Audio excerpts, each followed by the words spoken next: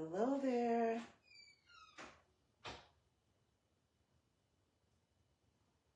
Good evening.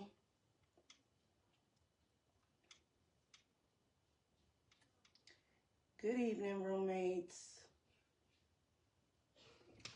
It's Wednesday. I almost said happy Tuesday. Hey, y'all. Hey, Brown Fox. Thank you for joining. Love you. Come on in. Come on in. Drop a few hearts as you're entering the chat. Hello, hello. Hello, hello.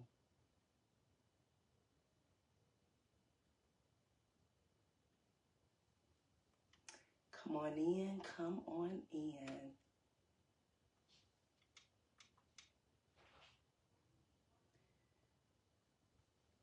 So super excited to be here tonight and every night. Hey y'all, say hello as you're coming in. Say hello as you're coming in. For some reason I can't see who entered, but I do see it's a couple people. Hello, hello.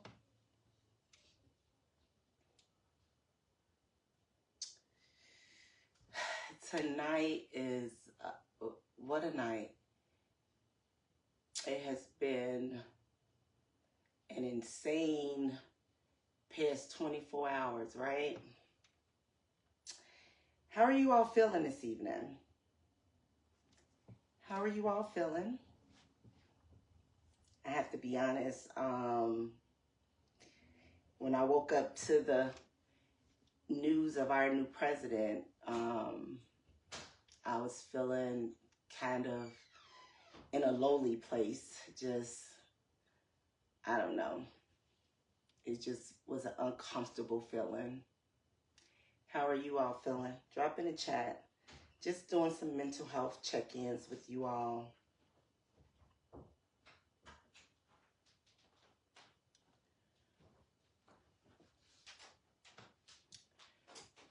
You guys good?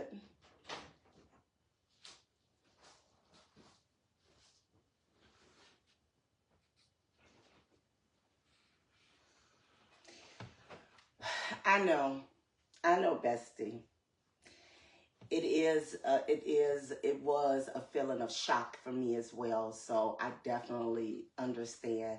I still feel like I'm a bit shocked, feeling a bit shocked, but I don't know. I think it may be the perfect time, and my message on my shirt is just so fitting today. And it says, with God, I could do anything but fail. So in those hours when we feel like in shock, feel defeated, feel whatever we may feel, it is best that you remember whose you are and who is in control, right? And we can do everything but fail with God. So he got us, and I'm here with y'all tonight to discuss childhood mental health. And this topic too can be, you know, kind of a slippery slope to be on, especially when we are discussing children. But the fact of the matter is, mental health is real for everyone, right? It doesn't discriminate, and we really just need to shine some light on early childhood mental health and what that looks like, and what we can do to try to combat some of that when it comes to our children, right? So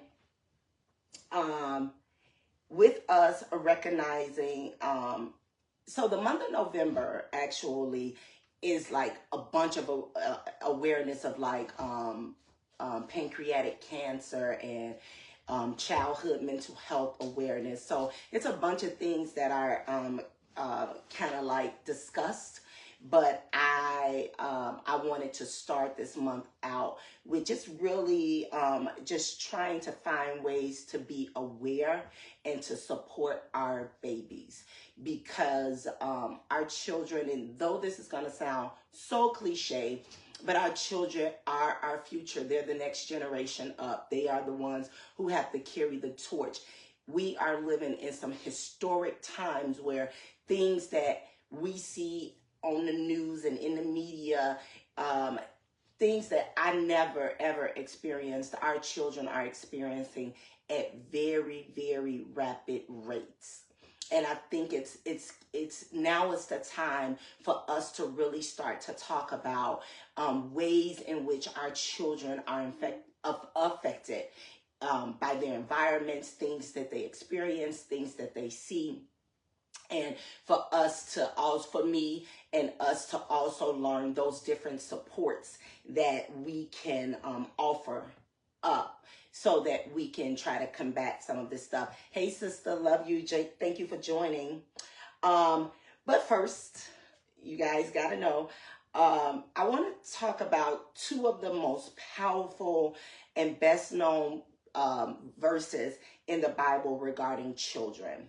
One of them is going to come from Psalm 127:3, and it reminds us that children are a gift from the Lord, so we must and should take great care of them. And then Proverbs 22:6 tells us, train up a child in the way he should go, for our children need guidance and to learn how to navigate in life. So with us talking about early childhood mental health awareness, let's kind of define early childhood. So you know, we grow in phases, and we have, you know, different phases of our lives based on age brackets. Early childhood is considered anywhere between the ages of 0 and 7. In school, early childhood, in the school system, early childhood development can be deemed as ages 0 to 3.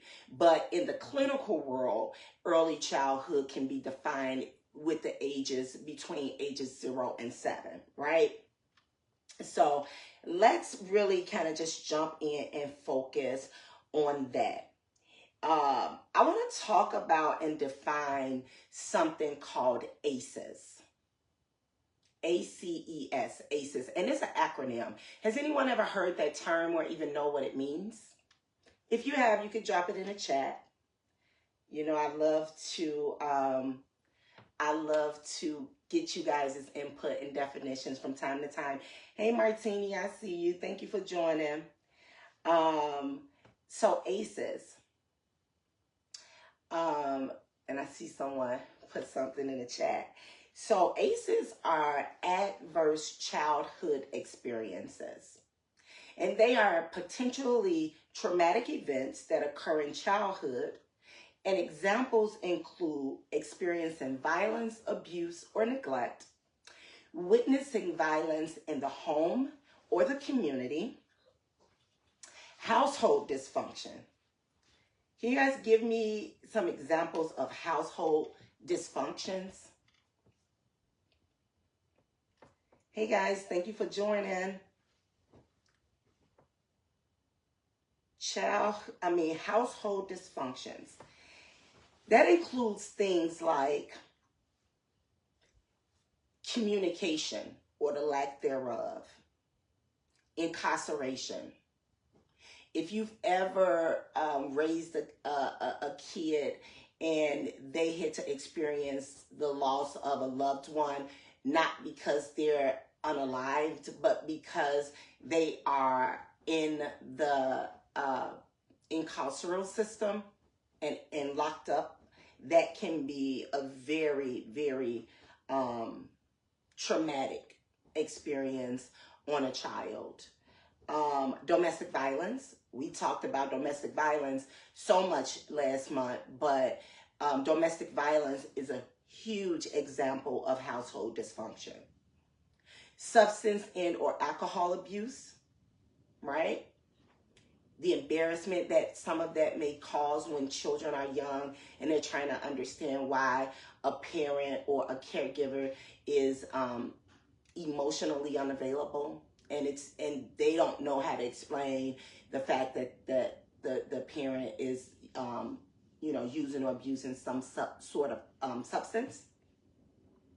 Divorce or separation, right? Generally, when families are experiencing divorce or separation of any kind, that causes so much dysfunction in the household, and it really leaves us questioning what is going on around me, right?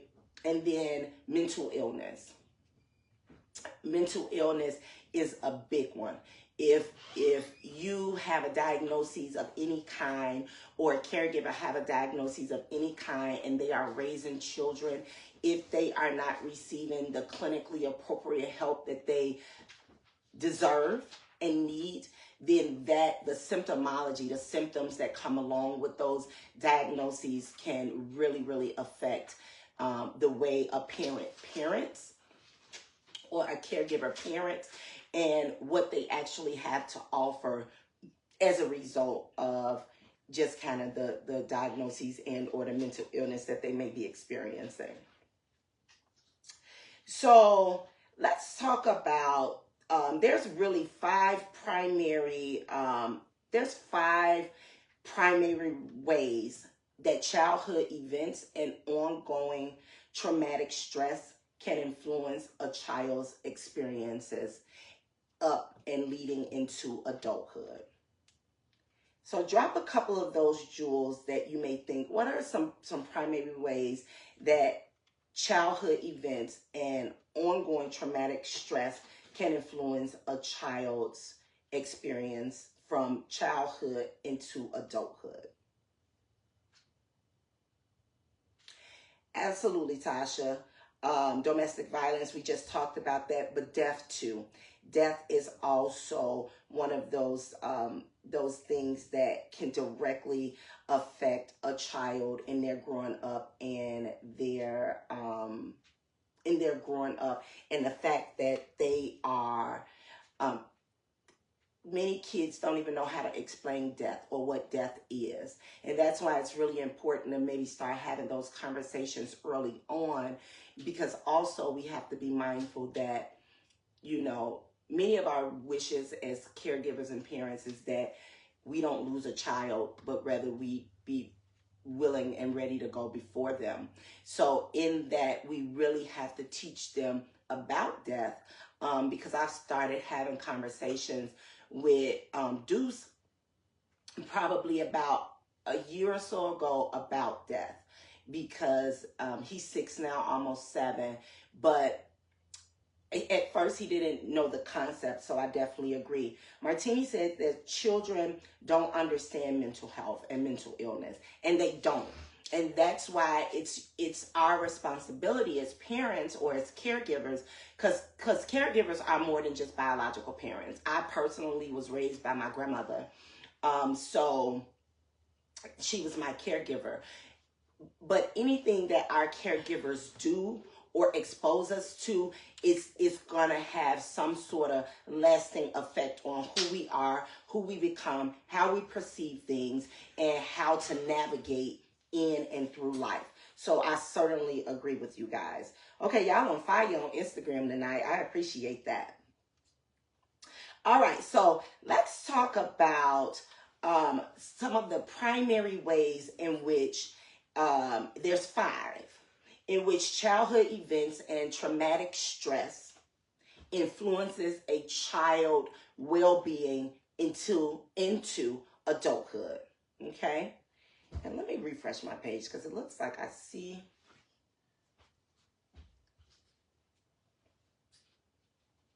Okay, so let's hey, how are you? Thank you for joining.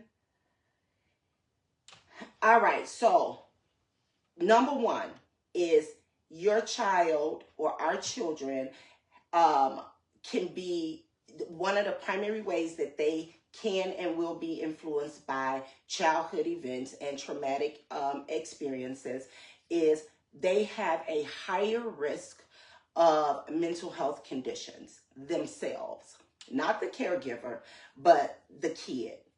Young adults who remember experiences of childhood maltreatment before the age of 12 have a greater number of depressive and anxiety episodes over the subsequent decade than those who did not remember or experience maltreatment.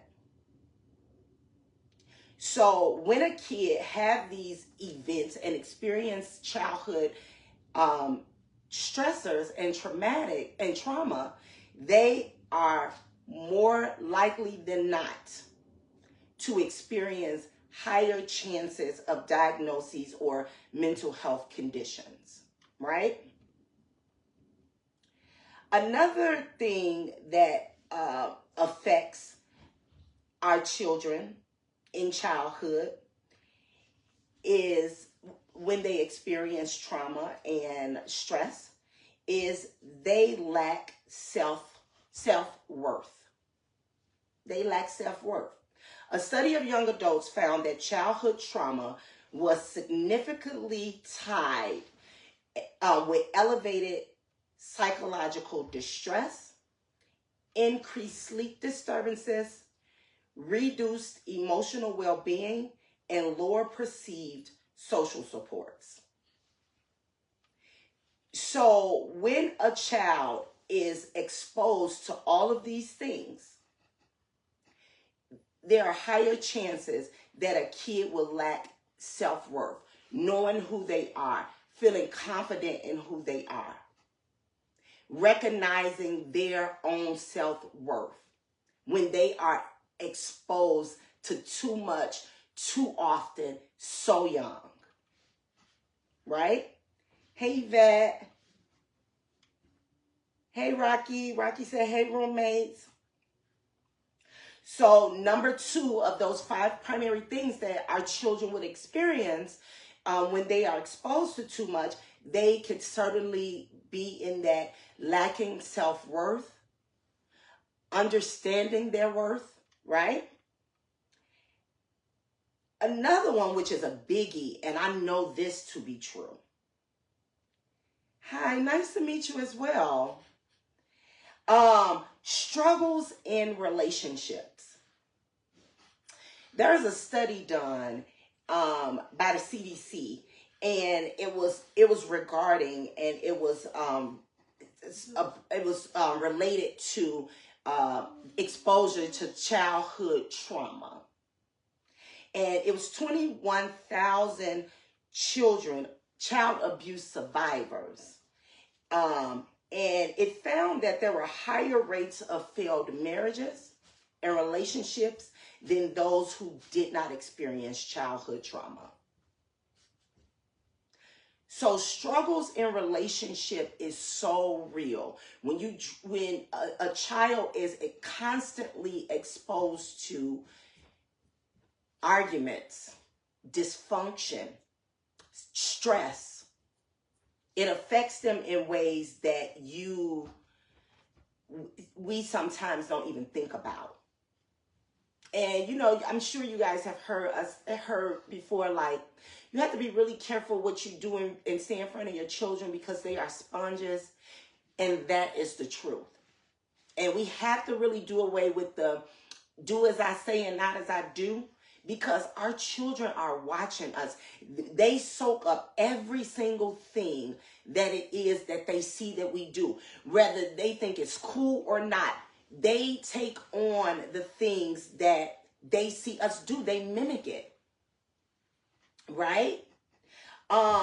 They generally have chronic and relational traumatic experiences, and this influences their ability to have true, authentic connections. We're still around talking about and focusing in struggles in relationships. So imagine growing up in a household where there's constant arguing, fighting, cursing. Do you not think that your child is going to pick up on those cues and in environments where that dysfunction may not lie. They may even become the dysfunction in environments that are not dysfunctional. We literally do hand off and pass off everything to our children. Or if it's not our biological kid, whomever we are responsible for caregiving for. The younger they are, the most impressionable they are. So we have to be very, very mindful of that. And one last thing in the struggles in relationships. Generally, children who are exposed to a lot of stress early on in childhood, they experience what is called a disruptive bond with that primary caregiver or the parent. And it's also known as an insecure attachment. Have you guys ever heard of insecure attachment? So there's multiple styles of attachments, and I think we're going to delve into a few of them. But what happens to our babies is if and when that bond becomes tainted between the caregiver and the parent, and they're constantly experiencing trauma and stress and dysfunction, it leads to what is called a insecure attachment. And you know, attachment starts, one, at home, and two, between the caregiver and the child. Because our children learn attachments at home, and it starts extremely early, right? So there are two major types of insecure attachment that I really kind of want to talk to you all about. And I want you guys to keep an eye out for this. It may resonate with you when you think about the parenting that you did, but then many of us are becoming grandparents because we're aging gracefully. And so we want to be mindful of this stuff too, as we are becoming caregivers to newer generation of children, right? By way of our grandchildren or whatever the situation may be. So there's something called insecure avoidant attachment. And what happens in insecure avoidant attachment is that your child or the child becomes fearful and avoidant of their own caregiver. And do you know why that is, roommates?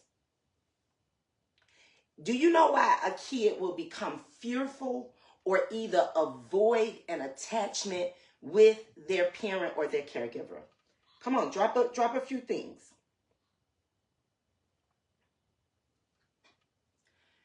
I know one of the reasons that I avoided, I have personally this kind of avoided kind of attachment style myself as an adult, is because I always felt just maybe not the most, like I avoided, or I sometimes avoid relationships if I fear that there's going to be like a drop in, like that security is not there. And that is something that I felt as a kid growing up. I told you guys a moment ago, and those of you that know me personally, I was raised by my grandmother and not my mother.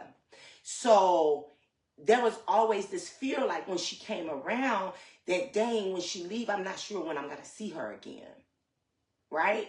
So, and so I kind of avoided attaching myself to her when she would come around, because I knew she would leave and she would come back whenever she come back. But I was so young, I didn't understand time and space and all of that stuff. But I just knew that she would leave. So I avoided like really attaching myself to her.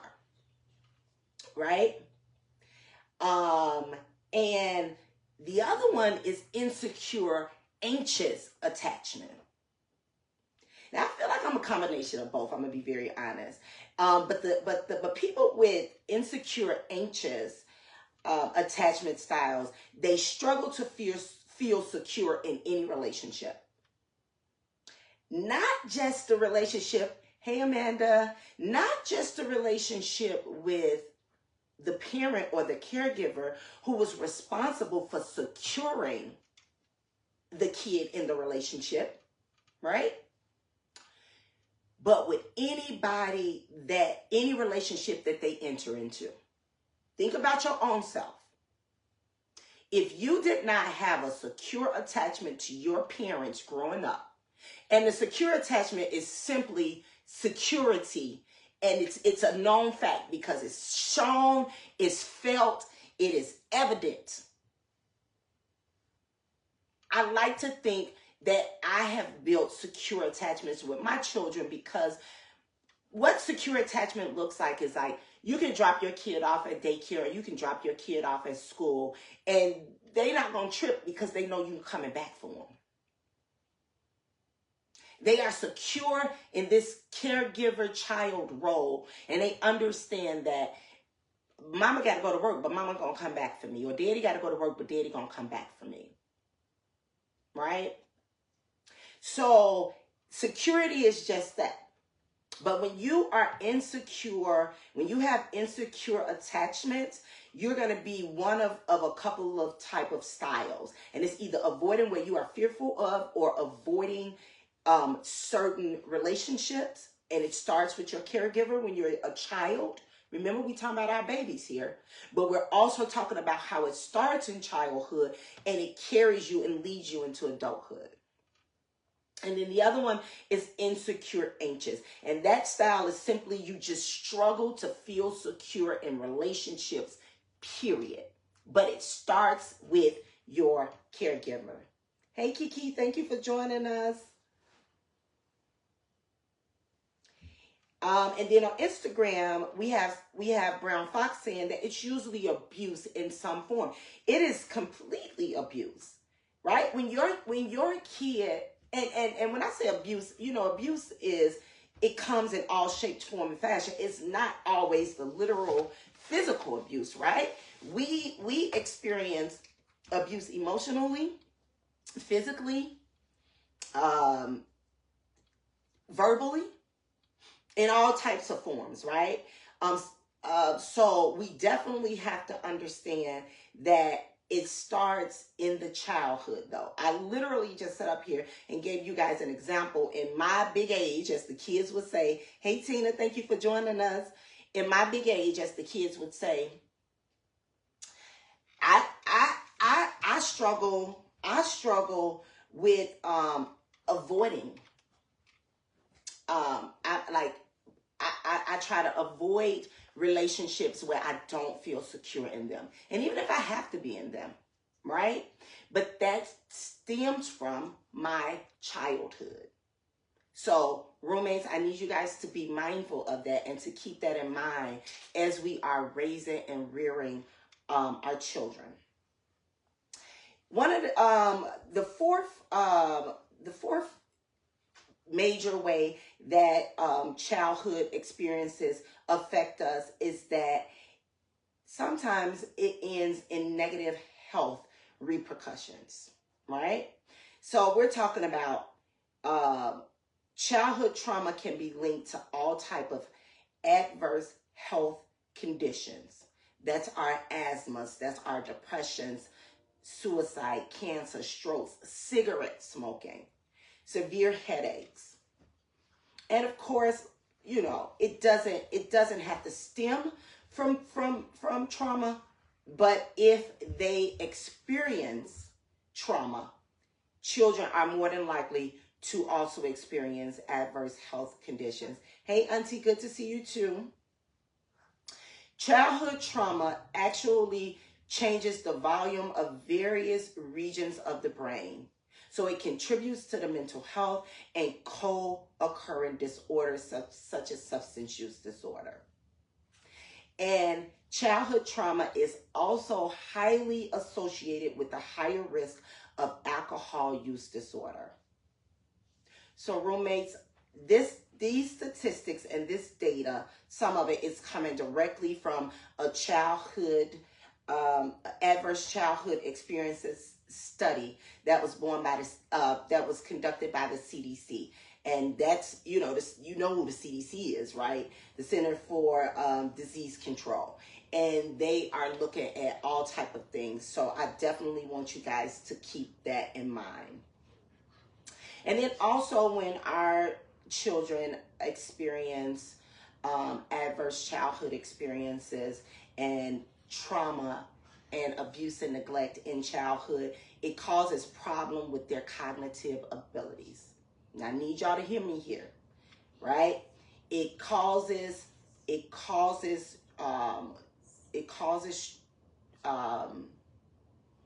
problems with their cognitive ability. Okay, Mickey, what does that look like? So, along with mental and physical health childhood trauma effects that we discussed earlier, individuals can experience, children now leading into adulthood, experience cognitive issues that come with difficulties with their memory, thinking logically, and problem solving. When children are constantly faced with stressors, their resources go entirely to survival mode. When a kid is unable to be a kid and they have to do things that the adults should be doing for them or on their behalf, our children can end up in survival mode.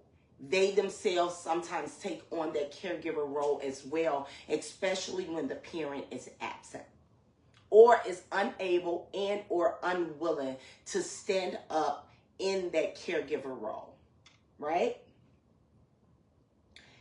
Also, children tend to have less energy, focus, and interest available for learning, gaining new skills, and making thoughtful decisions when they are faced with adverse childhood experiences. This causes them to lack or the inability to concentrate. It can cause memory loss, and there's the inability to retain things that they've learned. Short attention spans, and higher rates of trauma-related stress in adulthood, right? So these are all of the things when our children are not provided with with support, with nurture, with being nurtured properly, with having that privilege of being a child and not growing up so fast and not being exposed to too much and so much trauma, our children have these problems that we just discussed. So how do we help and how do we address these things in our children during their early childhood development? Little to no exposure to trauma, limited access to trauma-related environments or people, trauma-focused therapies, which may include play therapy, cognitive therapy, behavioral therapy, and or family therapy where necessary. And unhealed trauma can certainly cause PTSD, right? I spoke to you guys on numerous occasions about me being a therapist with a therapist. So I want you guys to be very mindful that none of us is exempt from traumas. None of us is exempt from any type of experiences that our environment may inflict upon us. Because remember, we talked about a little bit earlier, it may not even be the dysfunction in your house or in your household, but it can be the dysfunction in your community, right? A lot of my roommates I grew up with. And you guys know the trauma that we were exposed to and the things that we experienced and how it affected many of us, right? So with that being said, we have to really keep in mind what we expose our children to, who we expose our children to, and how we help to shape and create a nurturing environment for them to grow and blossom and bloom in environments that may not encourage or encompass the most or invite, the most supportive environment. Our environments are where we live, whom we live with, and the circumstances that derive in both of those settings. So we have to be extremely, extremely mindful about what it is our children are exposed to. They are sponges. They are literally sucking up everything that we put out into this world. Hey, sister. So, guys, I'm going into my closing segment.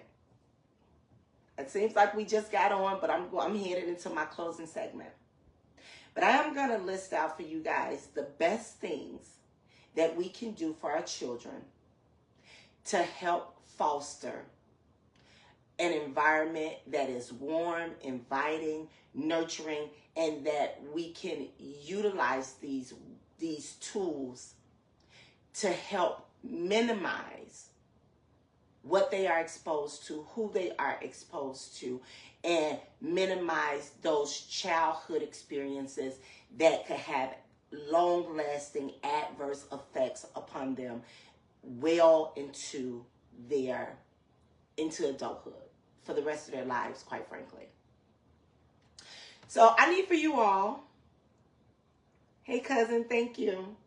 I need for you all to drop in the chat really quickly. What are some things that we can do to, some of the best ways we can support our children in their development?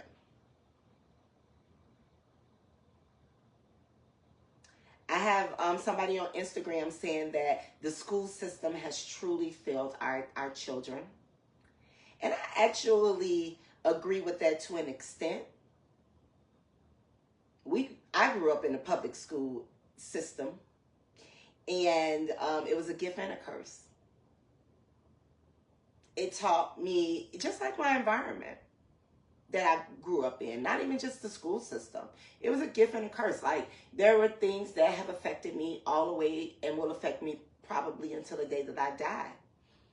And I can't, it would be remiss of me not to share some of those things with you guys, especially because we're talking about the traumas that follow you from your childhood through to your adulthood, through the rest of your life.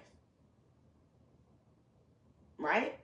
And, but when I say a gift and a curse, I mean that it was a gift because the things that was going on around me, if I didn't like them, I thought about ways that I can make myself a little bit better than what the situation was. So if I seen things that was not, that was not probably like glorified or the most positive, I tried to put my own spin on it to try to figure out how can I make this work for me. I can't change my environment, but maybe I could do some things. So I would read, I would do things like tune certain things out. I would hold my ear when I, like literally close my ears when I heard certain sounds, certain things, right? Remove yourself from the situation. But it doesn't erase what you've experienced, right? Allowing your children to express themselves without judgment or ridicule. Because that's the best thing you can do. That's one of the best things that you can do. We must listen to our children. And I'm going to give my list, but I'm going to call out you guys' list as well. Hey, Kindness, thank you for joining us. But that is one of the most phenomenal things that you can do for your child. And that is to allow them to express themselves. Now, in expressing themselves, now y'all knew we grew up in an era where we really didn't have a say. And it's funny because, I've raised two sets of children. I have 2 adult children, 2 young kids. And my adult kids tell the young kids all the time, y'all ain't got the mother we had. Well, because I've grown and I've developed and I've taken the time to grow as a parent. And I'm not proud of some of the things that they were exposed to. I'm not. And that's why I've gone to therapy with them more than once. because it is things that children just should not be exposed to. Now, you know, there are things that are going to happen that you don't have no control over. But within your household, you have control over what happens and what does not happen. And we have to be very mindful of that. One of the things that you can do for your children that can go a long way from childhood to the rest of their lives is hug your children. Physical touch is healing. Hug and kiss on your babies. Have them to understand that, to know and feel what love feels like. Hug them, physically touch them. Let them know that it's okay to be affectionate with your children. My little cousin says that's a lot, and that we should treat our children with the equal amount of love. But there are times, again, to the point that I just made, you know, you have children in two different eras, right? So a teenage mom versus a 40-year-old mother is going to probably parent in two different type of ways, right? So I know that my children had a different mom to their point. I had the first two in my teens and in my early 20s, and then I had the last two at 30 and 40. So they definitely have a different person, a different mother, a more experienced, a person with more wisdom, a person that understands life and mindset a little bit more, right? Tell your children that you love them and how much they mean to you. Because the world is not going to offer them that type of support, that level of being.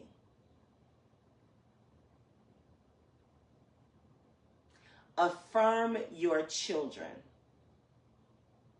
Teach them the confidence that they need at home. That way they do not go out seeking affirmation and approval from this cruel world. Affirm your children.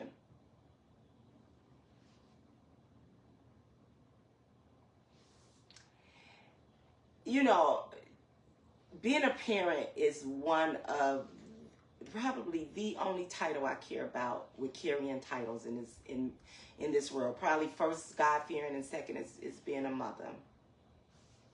And to see my children hurt tears me down in whatever capacity it may have them.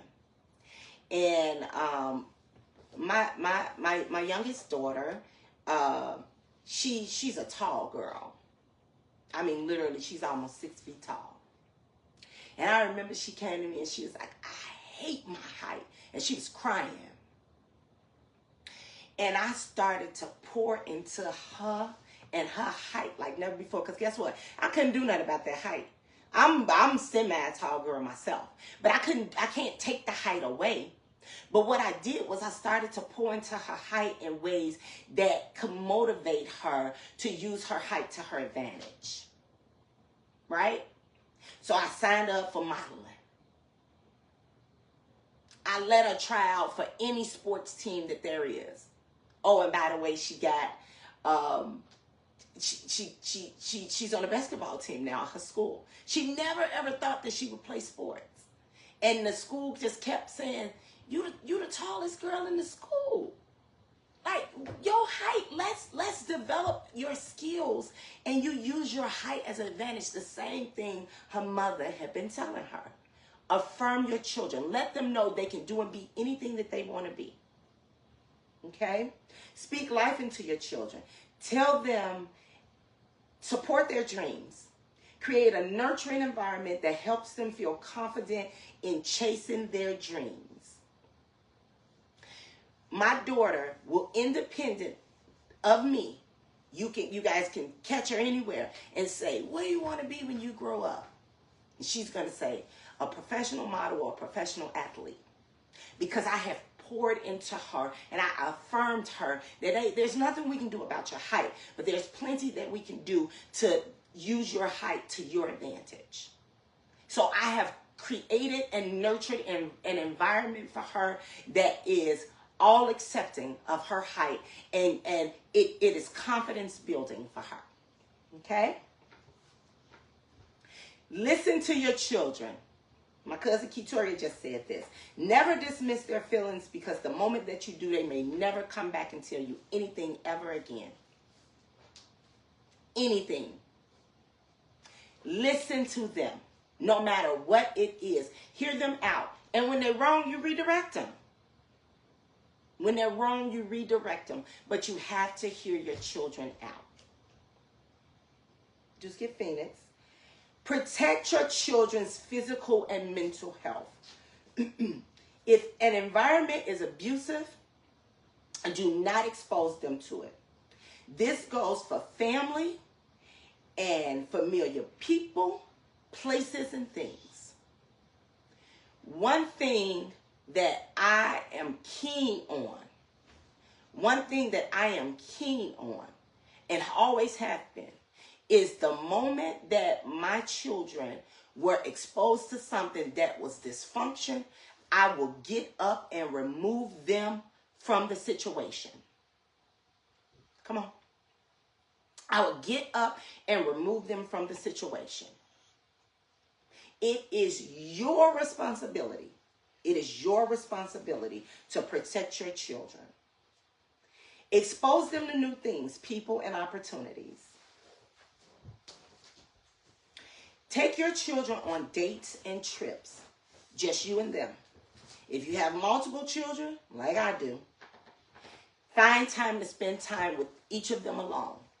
It's okay to do group things with just you and your children, but when you have more than one kid, make sure that you do mommy, daughter, daddy, son, dates with your children. Give them the opportunity to feel that caregiver-child bond. Remember earlier we talked about disrupted bonds. You want to always pour into your children. So that means sometimes spending time alone with them with no agendas other than loving them or teaching them something. Get your kids into therapy if and when they experience any type of traumatic events, no matter how big or small you perceive them to be. If you know that your kid has been exposed to any type of traumatic environment, traumatic event, it is your obligation as a parent to get them that clinical therapeutic support that they need. Last but certainly not least, roommates, we must love on our children unconditionally. Teach them how to be loved and how to love.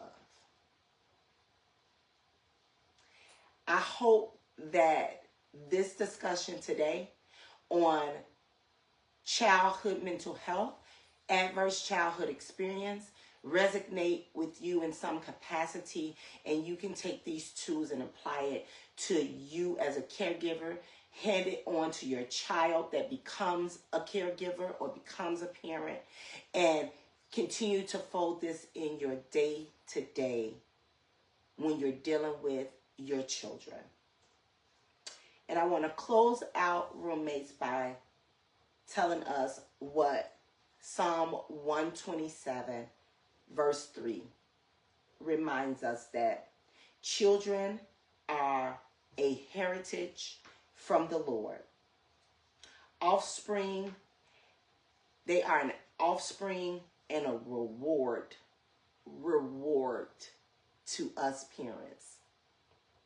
We must take care of our gifts that the Lord has blessed us with.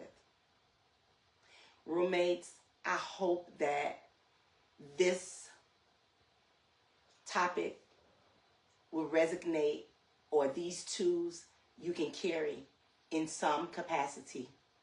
I'm here if ever you guys need to talk. I'm here if ever you all need some further tools and tips on how we can better support and nurture our children. I appreciate you all. Tonight was such a treat for me to be here to bestow words of wisdom on how we can and should support our children. I love you all. Thank you so much. Good night, roommates.